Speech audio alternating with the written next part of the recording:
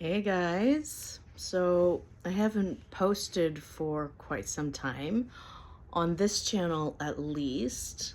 I don't know if you have been looking at some of the other posting that I've been doing, but I have started an oracle card reading channel which is titled Energy Healing Oracle 555, and been having a lot of fun doing that.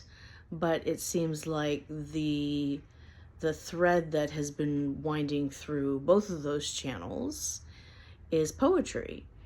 And it seems like there are poems that really go with the readings that I'm doing, just like poetry is a huge factor on this on this channel that I'm doing, simply because of the literary component of this channel, and not just because of Captain Grief and those kind of things, because of the poetry challenge that I've been doing, of, you know, Kelly's Reading Corner, of all things literary that I've been doing on this one. But I am here today just because I have the second time I'm going to the conference Camp Widow coming up tomorrow, which I've spent all week getting ready for. And this time around, I will be facilitating two workshops, and one of them is going to be poetry of loss.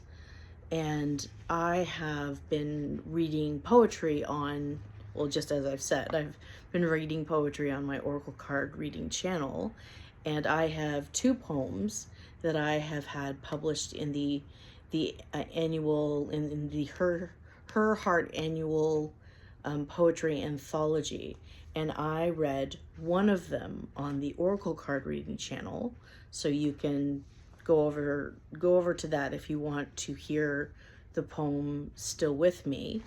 But I wanted to read the other poem on this channel. If you want to hear it, then here we go.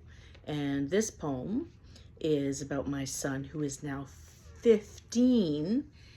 He used to fit underneath my chin, and now I fit under his chin. Weirdest things. Anyways, this one is about him when he was little. His mama, oh, it is called Let It Go. His mama and I planned to raise a compassionate boy. Now she is gone, I am the mother he has left, and I answer his questions alone. I know I'm doing pretty well, but I pause, because I have this sudden urgency to get this one right. And before I answer, I need to examine my heart. Mummy, why is she doing that? Why is she singing to the mountains? Because, sweetheart, she was trapped, and now she is free. Because it hurts to hide part of yourself. Oh, he says, and gives a satisfactory nod. Phew.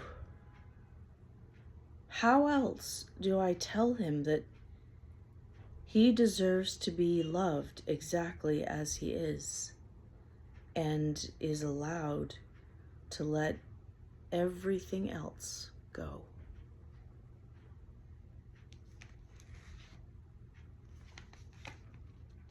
He deserves to hear that at any age. Every kid does. Anyway. So yes, onward and upward to Camp Widow tomorrow, and I will be telling them about the incomplete 30-day poetry challenge that I did on this very YouTube channel, and we'll see. I've been doing a lot of looking at the literary projects that I have, of which I have numerous, and thinking about finishing them off. And I only have 10 days left in order to complete the 10-day poetry challenge. So I just might. And I'm thinking I just might do, day 21, poetry of loss. Because that would be very easy. And based on the poetry that I'm focusing on in the workshop, it would follow to do poetry based on an image, 22. Poetry based, poetry which is blockout poetry, day number 23. Poetry which is poetry that's collage or mixed media poetry, day number 24. 25, 26, 27, 28, 29. So, I could do it. And I'm getting used to doing more and more posting. So stick with me and maybe we'll see this through and get to day 30.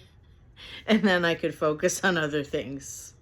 I'm a bit of a machine that way, and now I realize how close to the finish line I am with a number of projects. It would be nice to, say, well, that's in the can, that's done. Because I'm so close. I'm so close with some things. So it would be nice to have things completed, but just putting the effort in and being creative every day and knowing that this is where my skill set lies and that I am good at what I do and that it makes me happy, it's enough.